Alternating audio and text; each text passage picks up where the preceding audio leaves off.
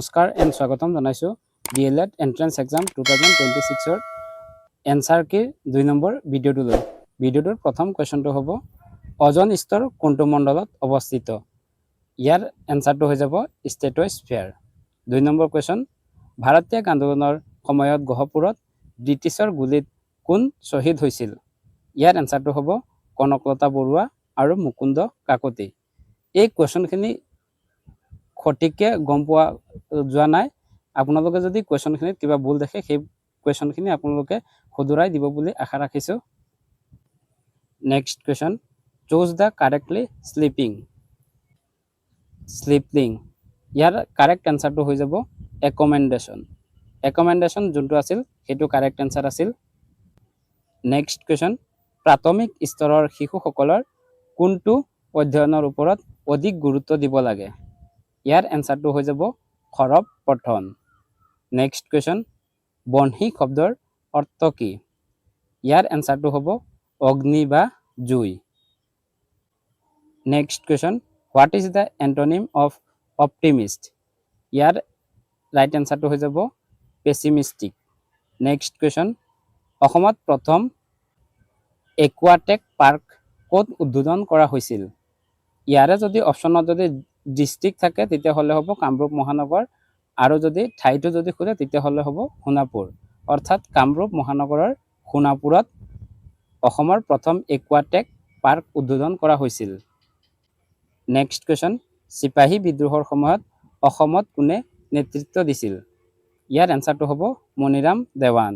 Next question কোন আহোম স্বৰ্গদেউৰ শাসনকালত মোৱামৰীয়া বিদ্ৰোহৰ আৰম্ভ হৈছিল। ইয়াৰ এনসাৰটো হৈ যাব লক্ষ্মী সিংহ। নেক্সট কুৱেশ্যন বুন্দা শব্দটোৰ বিপৰীত শব্দ কি।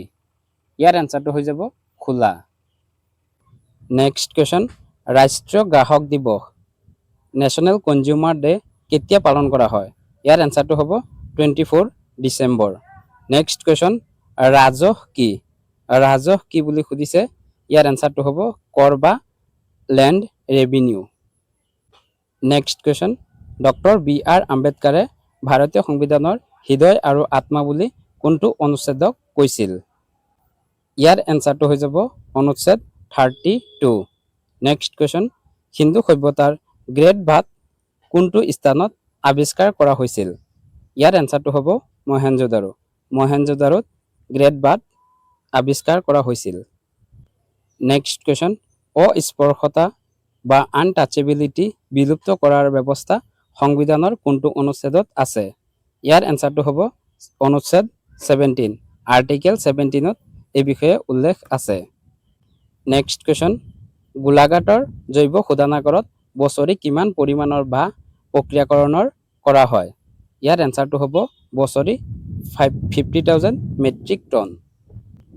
নেক্সট কুৱেশ্যন অসমত চাহ আৱিষ্কাৰৰ কৃতিত্ব কাক দিয়া হয়। ইয়াৰ এনসাৰটো হ'ব ৰবাৰ্ট ব্ৰুছক অসমত চাহৰ আৱিষ্কাৰৰ কৃতিত্ব দিয়া হয়। নেক্সট কুৱেশ্যন ৰাজ্য চৰকাৰৰ সাংবিধানিক মুৰব্বী কোন। ইয়াৰ এনসাৰটো হ'ব ৰাজ্যপাল।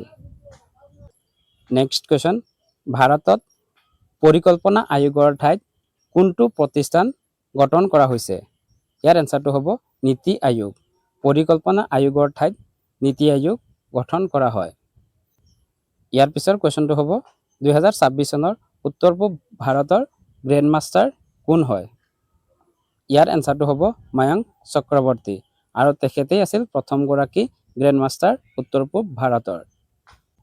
ইয়াৰ আগৰ ভিডিঅ'টোত আমি 10টা আৰু এতিয়াৰ ভিডিঅ'টোত 20টা মুঠ 30টা কুৱেশ্যন আলোচনা কৰিলোঁ। ইয়াৰ উপৰিও আপোনালোকে বাকী কুৱেশ্যনখিনি কমেণ্টত জনাই যাব। বাকী পাৰ্টত আমি ইয়াৰ পিছৰ কুৱেশ্যন এনসাৰখিনি দিবলৈ চেষ্টা কৰিম। ভিডিঅ'টো যদি ভাল পায় তেতিয়াহ'লে ভিডিঅ'টো যদি লাইক কৰি চেনেলটো ছাবস্ক্ৰাইব কৰি যাবলৈ নাপাহৰিব। ভিডিঅ'টো শেষলৈ চোৱাৰ বাবে ধন্যবাদ। জয় অসম।